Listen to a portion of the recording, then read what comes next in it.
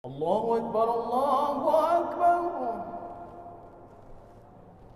Mengambil dua porsi ataupun dua bagian dibandingkan dengan perempuan. Dan ini jemaah yang muliakan ya Allah Subhanahu wa taala, permasalahan laki-laki mengambil 2:1 ini menjadi sebuah permasalahan yang klasik. Bismillahirrahmanirrahim. Assalamualaikum warahmatullahi wabarakatuh. Alhamdulillah alladzi bi ni'matihi tatimmu shalihat wa bi fadlihi tatanazzalul barakat wal khairat wa bi taufiqihi tatahaqqaqul maqasid wal ghayat. Asyhadu an la ilaha illallah wahdahu la syarika lah, lahul mulku wa lahul hamdu wa huwa ala kulli syai'in qadir. Wa asyhadu anna Muhammadan 'abduhu wa rasuluh. Allahumma salli wa sallim ala Sayyidina Muhammad wa ala alihi wa sahbihi ajma'in. Amma ba'du. Kaum muslimin dan kaum muslimat, sidang jamaah salat maghrib yang dimuliakan ya Allah Subhanahu wa taala, serta seluruh pendengar Radio Baitur Rahman, Radio RRI dan radio swasta yang lainnya dimanapun Anda berada. Pertama-tama marilah kita memanjatkan puji dan syukur kita kepada Allah Subhanahu wa taala yang masih memberikan kita nikmat iman, nikmat sehat dan juga nikmat kesempatan sehingga kita masih diberikan kesempatan untuk hidup sampai dengan detik ini, dan sudah sepantasnya kita terus meningkatkan ketakwaan kita kepada Allah kapanpun dan dimanapun kita berada. Salawat dan salam tak lupa pula kita sampaikan kepada Nabi Muhammad SAW, Rasulullah sebagai qudwah hasanah, Rasulullah sebagai suri tauladan yang baik yang patut kita contohi dalam kehidupan kita sehari-hari. Baik jemaah yang muliakan ya Allah Subhanahu wa taala,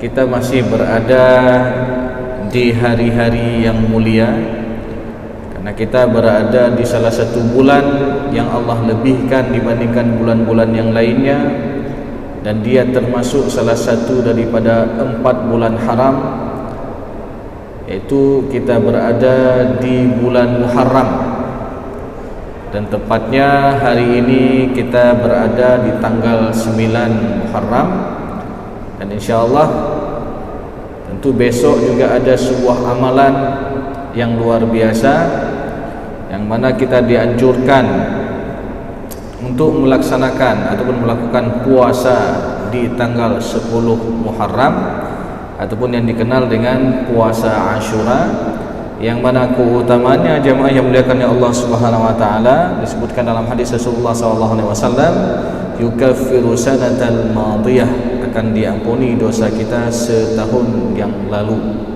Jadi ini adalah sebuah keutamaan amalan yang luar biasa, maka jangan sampai kita melewati amal ibadah ini karena ini kita dapatkan sekali dalam setahun. Baik jemaah yang muliakan ya Allah Subhanahu wa taala, melanjutkan kajian kita yang masih membahas seputar permasalahan pembagian harta warisan, hibah dan wasiat di dalam Islam, yang mana pada pertemuan yang lalu kita telah membahas kasus berkaitan dengan kewarisan janin yang ada dalam kandungan ataupun anak yang masih dalam kandungan seorang ibunya. Maka ini juga dia mendapatkan hak tentu dengan syarat dan ketentuan yang berlaku. Kemudian insyaallah pada kesempatan yang berbahagia ini jemaah yang muliakan ya Allah Subhanahu wa taala, karena ini juga ada beberapa pertanyaan yang ditanyakan kepada kami berkaitan tentang permasalahan bagian laki-laki mengambil 2 porsi ataupun 2 bagian dibandingkan dengan perempuan. Dan ini jemaah yang muliakan ya Allah Subhanahu wa taala, permasalahan laki-laki mengambil 2:1 ini menjadi sebuah permasalahan yang klasik. Jadi dari dulu memang sudah dipermasalahkan Apalagi kondisi hari ini, orang-orang yang tidak senang dengan Islam itu menyerang agama Islam dengan mengatakan bahwasanya Islam ini merendahkan derajat perempuan dengan memberikan porsi setengah dari bagian laki-laki kepada perempuan.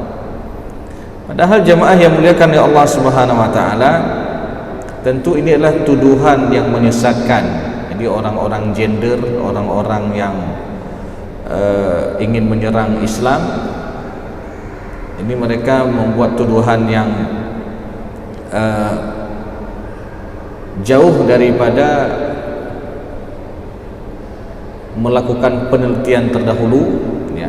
Karena perlu kita ketahui sejarah ketika awal mulanya terjadinya ataupun turunnya ayat tentang masalah warisan. Jadi, ini ada kaitannya dengan background sebelumnya, jemaah yang muliakan ya Allah Subhanahu wa taala. Kondisi sebelumnya. Kenapa laki-laki diberikan porsi 2:1 dan bagaimana hikmah daripada ketentuan Allah tersebut, di mana memberikan bagian laki-laki 2:1 dengan perempuan. Jadi jemaah yang muliakan oleh Allah Subhanahu wa taala, sebagaimana pernah kita sampaikan, praktek pembagian harta warisan di masa jahiliyah sebelum datangnya Islam, di mana di sana mereka tidak memberikan hak sama sekali untuk perempuan, baik perempuan dewasa ataupun perempuan yang masih kecil. Jadi di masa jahiliyah yang dapat warisan itu adalah hanya dari pihak laki-laki saja. Urina kena merumput, enggak dapat apa-apa, ya. Jadi yang dapat man yarkabu farsan wa yahmilu saifan. Jadi orang laki-laki yang menunggangi kuda dan mengangkat pedang. Jadi laki-laki pun bukan laki-laki yang lemah, laki-laki yang kuat itu dapat hak warisan, ya. Jadi orang yang menunggangi kuda dan mengangkat pedang, maknanya orang yang ikut berperang, ya. Jadi jemaah yang muliakan ya Allah SWT, praktek yang terjadi di masa jahiliyah ketika itu hanya yang dapat warisan itu adalah laki-laki yang dewasa yang ikut berperang saja, ya. Perempuan sama sekali tidak dapat. Nah, lalu kapan diterapkannya hukum 2:1 ataupun diberikan hak untuk perempuan? Yaitu ketika setelah selesai peperangan Uhud, ya. Jadi selesai peperangan Uhud, rupanya di sana ada satu kejadian. Yang kejadian inilah yang menjadi sebab turunnya ayat tentang permasalahan warisan, ya. Jadi salah seorang sahabat Rasulullah SAW yang bernama Sa'ad ibnu Rabi' itu syahid dalam peperangan Uhud. Lalu Sa'ad ibnu Rabi' ini memiliki seorang istri, ada 2 orang anak perempuan, dan ada saudara laki-laki kandung, ya. Jadi sekali lagi, Sa'ad bin Rabi' ini dia memiliki ahli warisnya seorang istri, 2 orang anak perempuan kandung, dan juga ada saudara laki-laki kandung. Lalu apa yang terjadi? Ketika diketahui bahwasanya Sa'ad bin Rabi' ini syahid dalam peperangan Uhud, saudara kandung daripada almarhum ini mengambil semua harta tanpa ditinggalkan sedikit pun kepada istri dan anak-anaknya. Jadi sebab kejadian ini, datang istri Sa'ad bin Rabi' waktu itu mengadu kepada Rasulullah SAW. Ya Rasulullah, hatani ibnata Sa'ad bin Rabi', saya membawa 2 orang anak kandung daripada Sa'ad ibn Rabi' yang mana ia telah syahid dalam peperangan Uhud bersamamu ya Rasulullah. Wa anna ammahuma akhadha malahuma falam yada' lahuma mala. Sedangkan paman daripada kedua anak perempuan ini, berarti kan saudara kandung almarhum, ya, mengambil semua harta, Dan itu memang sudah jadi kebiasaan orang jahiliyah, tanpa ditinggalkan sedikit pun kepada kedua anak perempuan ini. Sedangkan mereka butuh nafkah ya Rasulullah, sedangkan mereka butuh biaya, kos untuk hidup, ya. Maka ketika mendengar curhatan daripada istri Sa'ad bin Rabi' tersebut, apa dikatakan oleh Rasulullah SAW? Rasulullah mengatakan, yaqdillahu fi dzalik, Allah akan memutuskan perkara kalian. Jadi tidak lama turun firman Allah dalam surat An-Nisa ayat ke-7, lirijali nasibu mimma tarakal walidani wal aqrabun walin nisa'i nasibu mimma tarakal walidani wal aqrabun mimma qalla minhu aw kathur nasiban mafruḍa. Jadi turun An-Nisa ayat ke-7 menjelaskan secara global. Jadi Allah jelaskan secara global, laki-laki ada bagian sepeninggal orang tua ataupun kerabatnya, perempuan juga ada bagian, kata Allah, sepeninggal orang tua ataupun kerabatnya, mimma qalla minhu aw kathur, sedikit atau banyak, nasiban mafruḍa, bagian yang telah Allah tetapkan. Nah, jadi ayat ini menjelaskan secara global. Oh, rupanya yang merempak kenuragaman ya, dengan turunnya syariat ini menyebutkan yang dapat warisan itu bukan laki-laki saja, tapi juga perempuan juga ada hak sepeninggal orang tua ataupun kerabatnya, sedikit atau banyak, nasiban mafruḍa, bagian yang telah Allah tetapkan. Kemudian jemaah yang muliakan ya Allah Subhanahu wa taala, setelah turun ayat ke-7 daripada surat An-Nisa ini yang menjelaskan secara global, lalu berikutnya turun ayat berikutnya yang menjelaskan secara rinci tentang porsi bagian masing-masing ahli waris. Di dalam surat An-Nisa ayat ke-11, di sana ada hak untuk anak-anak yang ditinggalkan oleh almarhum. Di sana juga ada hak untuk kedua orang tua daripada almarhum. An-Nisa ayat ke-12, di sana Allah menjelaskan hak untuk suami jikalau istri meninggal dunia, atau sebaliknya, jikalau seorang suami meninggal dunia, di sana juga ada hak istrinya. Jadi dalam surat An-Nisa ayat ke-12 dan An-Nisa ayat 176 tentang bagian untuk saudara dan saudari kandung yang ditinggalkan oleh almarhum. Jadi ini rinci sekali jemaah yang muliakan ya Allah Subhanahu wa taala. Nah, dalam surat An-Nisa ayat ke-11 tersebut Allah Subhanahu wa taala menjelaskan, yusikumullahu fi auladikum lidzakari mislu hadzil unthayain. Jadi ayat ini menjelaskan tentang porsi untuk anak laki-laki dan anak perempuan. Jadi jikalau almarhum meninggalkan anak laki-laki dan anak perempuan, maka untuk laki-laki 2:1 dibandingkan dengan perempuan, ya. Jadi jemaah yang muliakan ya Allah Subhanahu wa taala, maka kalimat lidzakari mislu hadzil unthayain ini diulang di 2 tempat. Jadi An-Nisa ayat ke-11 tentang porsi untuk anak-anak, kalau ada laki-laki dan perempuan berlaku 2:1. Kemudian di dalam surat An-Nisa ayat 176, ya, An-Nisa 176 ini terkait porsi untuk saudara dan saudari kandung. Kapan mereka dapat? Ketika almarhum ini enggak ada keturunan dan enggak ada lagi orang tua, sudah duluan meninggal. Contoh, seorang meninggal dunia, lalu dia belum memiliki keturunan dan tidak ada lagi orang tua, tapi dia punya abang dan adik, satu laki-laki satu perempuan misalkan, maka mereka juga berlaku kaedah lidzakari mislu hadzil unthayain. Jadi yang dapat di sini bukan hanya saudara laki-laki kandung saja, tapi adiknya yang perempuan ataupun kakaknya yang perempuan, saudari perempuan kandung juga dapat porsinya. Fa in kanu ikhwatar rijala wa nisaa falidzakari mislu hadzil unthayain. Jadi kalau almarhum punya saudara laki-laki dan saudari perempuan, maka dia mendapatkan bagian 2:1 antara saudara laki-laki dengan saudari perempuan. Sehingga jemaah yang muliakan ya Allah Subhanahu wa taala,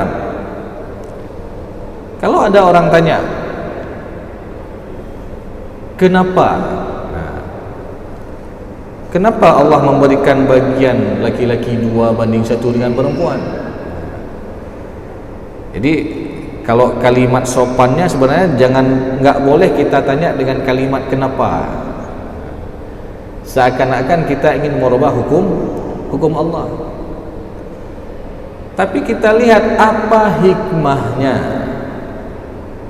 ketika Allah berfirman dan memberikan bagian porsi untuk laki-laki lebih banyak dibandingkan dengan perempuan. Lidzakari mislu hadzal unthayain. Maka jemaah yang muliakan ya Allah Subhanahu wa taala, di antara hikmah-hikmah kenapa laki-laki mendapatkan 2:1 dengan perempuan, yang pertama, yang namanya seorang laki-laki itu dia wajib menafkahi. Jadi kalimat wajib itu bagaimana? Ketika dia melaksanakannya dia dapat pahala. Kalau dia tidak melaksanakannya maka berdosa. Ya. Jadi ini mohon perhatian. Ya. Bagi seorang laki-laki dia wajib menafkahi.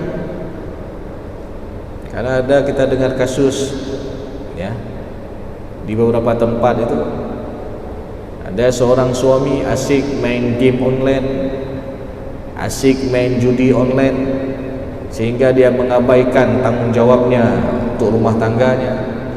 Dia tidak menafkahi keluarganya, asyik dengan permainan tersebut.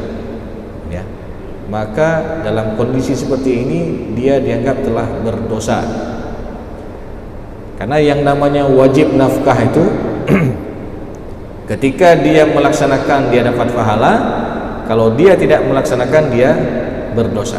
Dan ini banyak kita lihat jemaah yang muliakan Allah Subhanahu wa taala. Bahkan ada yang berakhir dengan perceraian gara-gara sibuk dengan game online-nya, sibuk dengan pinjol dan lain sebagainya. Ya. Maka ini mohon perhatian. Lalu bagaimana dengan seorang perempuan? Apakah seorang perempuan itu juga wajib nafkah? Tidak. Jadi kalau ada seorang perempuan dia dikasih izin, diberikan izin oleh suaminya untuk bekerja sehingga dia ada penghasilan, lalu penghasilannya ini dia ikut membantu keluarganya, ikut menafkahi keluarganya, bahkan seorang perempuan ini dia mendapatkan pahala sedekah. Ini bukan hanya untuk menjalankan kehidupan sehari-hari, bahkan ini dianggap dia mendapatkan pahala sedekah. Ya. Jadi ini jemaah yang muliakan Allah SWT. Kemudian yang kedua, di antara hikmah kenapa laki-laki 2:1 dengan perempuan, yang namanya laki-laki dia diberikan tanggung jawab yang lebih dibandingkan dengan perempuan, termasuk bukan hanya dalam keluarga intinya, istri dan anak-anak, tapi juga keluarga besarnya, orang tuanya, ya. Kemudian juga boleh jadi ada saudara kandungnya, ya, adiknya dan lain sebagainya. Jadi maka seorang laki-laki ini secara hak porsinya, karena dia memiliki tanggung jawab yang lebih, maka Allah memberikan bagian 2:1. Namun jemaah yang muliakan ya Allah Subhanahu wa taala, kemudian hikmah yang lainnya jika kita melihat misalkan, ini maha adilnya Allah. Contoh, seorang meninggal dunia, meninggalkan harta setelah dikurangi hutang piutang, setelah dikurangi wasiat almarhum, ada tinggal harta misalkan 300 juta. Ahli warisnya 1 anak laki-laki dan 1 anak perempuan. Maka secara porsinya laki-laki dapat 200 juta, perempuan dapat 100 juta. Kan 2:1. Ya, harta 300. Laki-laki dapat 200, perempuan dapat 100. Ya. Contoh misalkan, dua-dua mereka anak ini, laki-laki dan perempuan ini sudah beranjak usia untuk menikah. Kemudian yang laki-laki ini ketika dia mau menikah, dia kan wajib harus mempersiapkan persiapan. Di antaranya apa? Mahar. Ya. Beli mahar. Sekarang harga emas satu mayamnya udah berapa? Udah 4 jutaan ya. 4 juta gitu. Ya, satu mayam. Berarti kalau misalkan ada 10 mayam berarti udah habis 40 juta. Itu untuk mahar saja. Belum lagi ada adat kita na aso talam, ya, aso kama ya, dan lain sebagainya ya. Katakanlah misalkan dalam kondisi seperti itu habis biaya persiapan keluarganya ataupun biaya persiapan untuk dia menikah, katakanlah 100 juta. Berarti kan tersisa tinggal 100 juta lagi. Nah, di saat yang sama misalkan adiknya yang perempuan dilamar oleh orang. Ya. Jadi adiknya yang perempuan dilamar oleh orang lain. Ketika dilamar, adiknya kan dapat waktu menikah dapat mahar. Ya. Otomatis mahar itu kan harta menjadi hak milik dia, hak milik si anak perempuan ini. Kan hartanya bertambah. Belum lagi setelah dia menikah, dia juga dinafkahi oleh suaminya. Kalau tadi suaminya setelah menikah dia wajib menafkahi keluarganya. Ini salah satu hikmah kenapa laki-laki 2:1 dengan perempuan. Dan jemaah yang muliakan ya Allah Subhanahu wa taala, dan dalam masalah warisan ini kaidah 2:1 ini berlaku pada 4 kondisi. Yang pertama berlaku ketika ada anak laki-laki dan anak perempuan, keturunan. Ya, contoh juga tadi seorang meninggal dunia meninggalkan anak laki-laki dan anak perempuan. Ini berlaku kaidah 2:1. Ya. Kemudian berlaku juga untuk saudara dan saudari kandung. Contoh, seorang meninggal dunia meninggalkan ahli warisnya, dia nggak ada keturunan, nggak ada orang tua, tapi punya abang 1 orang, punya adik perempuan 2 orang. Ya. Jadi ada 1 abang, 2 perempuan, 2 adik perempuan. Berarti dari harta yang ditinggalkan itu dibagi 4. Kenapa dibagi 4? Karena laki-laki ngambil 2 bagian, perempuan satu bagian. Ya. Jadi ini juga berlaku kaidah 2:1. Kemudian jemaah yang muliakan ya Allah Subhanahu wa taala, hal ini juga berlaku untuk keturunan ke bawah, ke cucu. Misal seorang meninggal dunia meninggalkan cucu laki-laki dan cucu perempuan. Jadi anak laki-laki, anak-anaknya sudah duluan meninggal. Jadi seorang kakek meninggal dunia, ahli warisnya hanya cucu saja. Ada cucu laki-laki dan cucu perempuan. Ini juga berlaku 2:1. Ya. Jadi kaidah 2:1 ini boleh kita katakan ada 3 ataupun 4 kondisi. Namun jemaah yang muliakan ya Allah Subhanahu wa taala, di sana ada beberapa kondisi yang mana laki-laki dan perempuan sama posisinya, sama bagiannya. Dan itu hampir 5 ataupun 6 kasus. Laki-laki dan perempuan sama bagiannya. Contoh, ini kalau kita lihat secara general, secara umum, laki-laki dan perempuan ya. Jadi contoh, seorang meninggal dunia meninggalkan seorang anak perempuan dan juga ada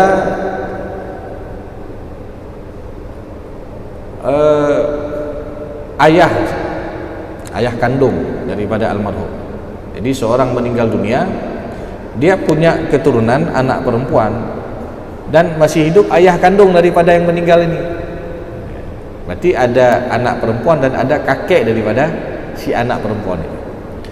Maka secara porsinya anak perempuan ini dia dapat bagian 1/2, setengah. Nah, dalam hal ini ayah juga dapat setengah, dengan catatan ayah dapat 1/6 plus sisa ataupun asabah. Berarti juga dapat sisanya lagi. Berarti ini sama porsinya. Atau misalkan di dalam Al-Quran juga Allah menyebutkan bagian ibu dengan ayah kandung daripada almarhum. Ini kan laki-laki dan perempuan, tapi bagiannya sama-sama dapat 1/6. Disebutkan dalam surat An-Nisa ayat ke-11, wali abawaihi likulli wahidin minhuma sudusu mimma taraka in kana lahu walad. Jadi untuk kedua orang tua daripada almarhum, ayah dan ibu kandung, masing-masing mereka dapat bagian 1/6, 1/6. Ayah dapat 1/6, ibu kandung juga dapat bagian 1/6. In kana lahu walad, kalau almarhum yang meninggal ini memiliki keturunan. Ya. Jadi dalam hal ini kalau kita lihat, ayah dan ibu ini laki-laki dan perempuan, tapi porsinya sama bagiannya, setengah-setengah. Adapun 1/6, 1/6. Ada juga kasus yang lain, ketika seorang istri meninggal dunia, meninggalkan ahli warisnya, ada suami dan ataupun almarhumah istrinya ini punya adik perempuan 1 orang. Jadi ada suami dan adik perempuan kandung. Jadi suami dapat porsi bagian setengah berdasarkan surat An-Nisa ayat ke-12, walakum nisfu ma taraka azwajukum illam yakul lahunna walad. Jadi untuk suami mendapatkan porsi nisfu, setengah daripada harta yang ditinggalkan oleh almarhumah istrinya, jikalau almarhumah istrinya ini tidak memiliki keturunan. Nah, jadi setengah untuk suami, dan untuk saudari perempuan kandung juga dapat bagian setengah. Ini kan laki-laki dan perempuan juga, ya. Suami laki-laki, saudari perempuan kandung perempuan. Nah, saudari perempuan kandung ini dari mana kita tahu dia dapat bagian setengah? Dalam surat An-Nisa ayat 176 tentang permasalahan kalalah tadi. Yastaftunak qulillahu yuftikum fil kalalah in imru'un halaka laysa lahu waladun wa lahu ukhtun falaha nisfu ma tarak wa huwa yarithuha illam yakul laha walad. Jadi ketika seorang meninggal dunia, enggak ada keturunan dan enggak ada orang tua, tapi dia punya saudari kandung 1 orang, maka untuk saudari kandung 1 orang ini dia dapat setengah, dengan syarat dia hanya seorang diri saudari kandungnya, enggak lebih dari 1. Karena kalau lebih dari siro, enggak akan berapa, enggak jadi dapat setengah, tapi dapat bagian yang lain, yaitu 2/3 kalau lebih dari 1. Kalau ada laki-laki dan perempuan, enggak jadi dapat setengah, enggak jadi dapat 2/3, tapi dia dapat sisa. Tapi dari sisanya itu dibagi 2/1. Jadi ini jemaah yang muliakan oleh Allah SWT, bagian-bagian ini telah jelas Allah terangkan dalam surat An-Nisa ayat 176 akhir daripada surat An-Nisa.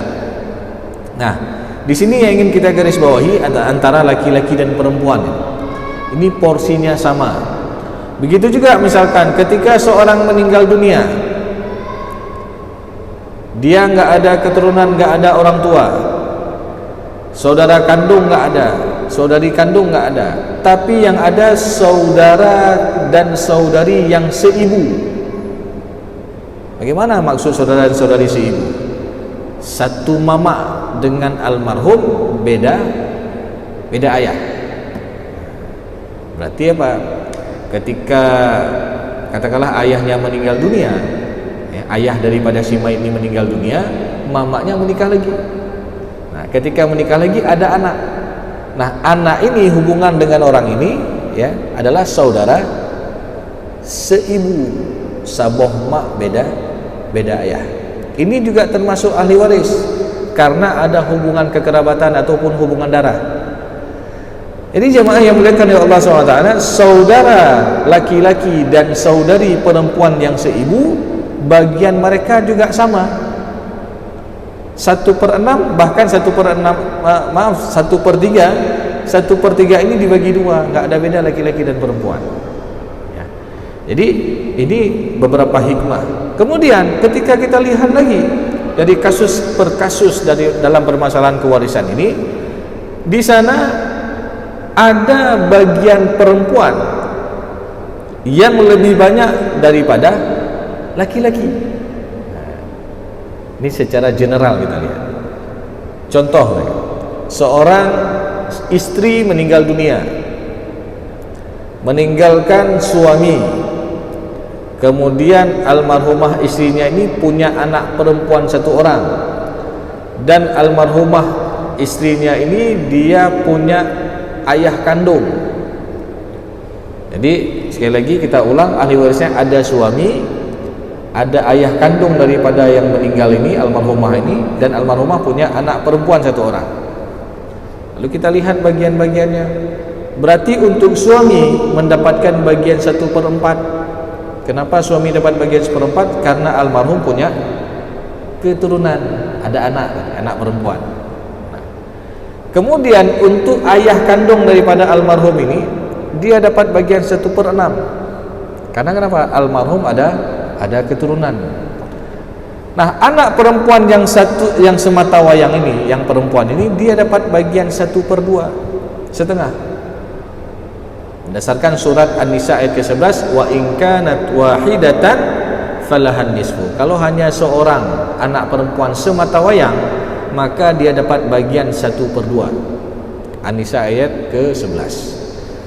Jadi ketika kita lihat anak perempuan dapat setengah, suami daripada almarhum dapat 1/4, ayah kandung daripada almarhumah dapat 1/6. Maka siapa banyak laki-laki dan perempuan dalam kasus ini? Banyak perempuan, dia dapat setengah lagi, ya. Jadi jemaah yang muliakan ya Allah Subhanahu wa taala, banyak kasus-kasus yang lain, ya, yang berkaitan dengan di mana seorang perempuan lebih banyak dapat dibandingkan dengan laki-laki, ya. Kalau kita lihat secara general, secara umum, ya. Jadi bahkan ada kasus di mana seorang ataupun anak yang dapat itu hanya pihak perempuan saja, laki-laki enggak dapat. Kadang-kadang ini enggak percaya gitu. Tapi ada kasus ini, ya. Jadi yang merumput urina mana? Ya. Yang ada hubungan kekerabatan dari perempuan saja, laki-laki enggak dapat kan dalam kasus ini. Contoh kasusnya ketika seorang meninggal dunia, meninggalkan seorang istri. Jadi seorang suami meninggal dunia, meninggalkan istri, kemudian ada anak perempuan 1 orang, kemudian almarhum punya adik perempuan, kemudian ada paman. Nah, jadi kita ulang, ahli warisnya tadi ada istri, kemudian ada anak perempuan, kemudian punya adik kandung perempuan, almarhumah ada adik kandung, dan ada paman. Berarti kalau disebut paman berarti abang ayah ataupun adik ayah daripada almarhum yang meninggal dunia, ya. Maka dalam kasus ini jemaah yang muliakan ya Allah Subhanahu wa taala, yang dapat bagian itu yang pertama istri. Berapa istri mendapatkan bagian? Yaitu 1/8. Kenapa istri dapat bagian 1/8? Karena almarhum punya keturunan, ada anak perempuan. Nah, ini perlu kita ambil perhatian juga bahwasanya 1/8 ini adalah hak faraid, hak bagian warisnya. Kalaupun mereka ada harta bersama, ataupun dalam bahasa Aceh namanya ada harta saharkat, ataupun dalam bahasa Jawa ada harta gonogini. Kalau dalam bahasa Melayu ada namanya harta sepencarian, ya, maka ini harus dipilah di awal. Jadi yang kita bahas ini adalah harta pembagian warisan. Jadi istri dapat bagian 1/8, ya, dalam porsi faraidnya. Oh berarti, karena ada yang tanya juga, Ustaz, enggak dibagi 2 dulu. Yang dibagi 2 itu adalah harta bersama. Nah, setelah dibagi 2 ditambah dengan harta bawaan dari yang meninggal dunia. Contoh, ini biar jelas. Katakanlah ada harta bersama 100. Berarti kan 50-50. 50 menjadi hak milik suami, 50 menjadi hak milik istri. Ini yang meninggal suami sekarang. Nah, lalu kita lihat suami ini ada harta bawaan enggak dia? Oh, ada harta bawaan warisan dari orang tua suami, ataupun sebelum menikah sudah ada harta. Berarti harta bersama yang menjadi hak milik suami ditambah dengan harta bawaan, itu semua adalah harta peninggalan. Nah, maka sebelum harta itu dibagi, dikurangi dulu kewajiban-kewajiban, hutang piutang, wasiat. Nah, setelah itu baru warisan. Jadi selesaikan kewajiban-kewajiban, lalu baru dibagi pembagian kepada para ahli waris. Jadi dalam kasus yang kita sebutkan tadi, istri dapat bagian 1/8. Nah, kemudian anak perempuan satu orang dia mendapatkan bagian setengah. Berdasarkan surat An-Nisa ayat ke-11 tadi, wa in kanat wahidatan falahan nisfu. Kalau hanya ada anak perempuan semata wayang, satu-satunya keturunan daripada almarhum, maka dia dapat bagian 1/2. Ya. Kemudian untuk saudari perempuan kandung, apakah dia dapat? Nah, maka dalam kasus ini untuk adik kandung ataupun kakak daripada almarhum yang meninggal dunia ini, dia dapat asabah ma'al ghairi. Jadi dia juga dapat hak. Dari mana kita tahu? Ketika kita belajar dalam bab asabah. Jadi asabah itu ada 3 macam. Ada asabah binafsi, ada asabah bil ghairi, dan ada asabah ma'al ghairi. Asabah binafsi itu kalau semua yang dapat asabah binafsi itu adalah laki-laki saja, yang ketika ditarik hubungannya dengan almarhum tidak diselingi oleh perempuan. Kalau asabah bil ghairi yang berpasang-pasangan tadi 2:1. Kalau asabah ma'al ghairi, inilah dia, ketika ada saudari kandung berjumpa dengan keturunan perempuan saja, maka saudari perempuan kandung ini dapat asabah ma'al ghairi. Berdasarkan hadis Rasulullah SAW menjelaskan, ij'alu al-akhawat ma'al banat asabatan. Jadi jadikanlah saudari perempuan kandung ketika berjumpa dengan keturunan perempuan sebagai asabah. Lalu pertanyaannya, bagaimana dengan paman? Jadi paman dalam kasus ini, walaupun dia hanya laki-laki saja ahli warisnya, dia tidak ada hak, ya, karena terhalang dengan saudari perempuan kandung ketika posisi saudari perempuan kandung itu adalah asabah ma'al ghairi. Jadi yang ingin kita jelaskan di sini, jemaah yang muliakan ya Allah SWT, dalam kasus ini hanya perempuan saja yang dapat, laki-laki enggak dapat. Maka ini banyak hikmah sebenarnya yang terdapat dalam firman Allah itu berkaitan dengan lidzakari mislu hadzil unthayain, laki-laki 2:1. Jadi secara umum memang kaedahnya laki-laki 2:1 dengan perempuan. Tapi kalau kita lihat detail satu persatu, kasus per kasus, bahkan di sana perempuan lebih banyak dapat dibandingkan laki-laki. Dan tidak hanya itu, ada juga kasus di mana perempuan saja yang dapat, laki-laki nggak dapat. Jadi ini untuk mengcounter, ya, orang-orang gender yang menyerang pemikiran-pemikiran demikian untuk mendiskriminasikan ataupun untuk istilahnya merendahkan ataupun mereka mencari kekurangan-kekurangan dalam agama Islam. Padahal itu semua sudah jelas jemaah yang muliakan Allah Subhanahu wa taala. Makanya ketika Allah Subhanahu wa taala telah menetapkan sesuatu, di sana ada hikmah-hikmahnya. Dan ini harus kita gali jemaah yang muliakan Allah Subhanahu wa taala. Harus kita ketahui bersama agar kita juga bisa mengcounter orang-orang yang menyerang agama Islam, yang mengatakan bahwasanya Islam telah merendahkan perempuan, Islam telah menyampingkan hak perempuan, padahal Islam datang adalah untuk memuliakan perempuan. Islam datang adalah untuk meninggikan derajat perempuan. Maka oleh karena itu jemaah yang muliakan Allah SWT, ini beberapa hikmah yang bisa kita petik pada malam berbahagia ini, walaupun nanti ada juga hikmah-hikmah yang lain dan insyaallah akan kita sambung pada pertemuan yang akan datang. Lebih dan kurang saya mohon maaf. Aqulu qauli hadza wa astaghfirullah li wa lakum wa lisal mu'minin. Wassalamualaikum warahmatullahi wabarakatuh. محمد في النبيين وصل وسلم على سيدنا محمد في المرسلين وصل وسلم على سيدنا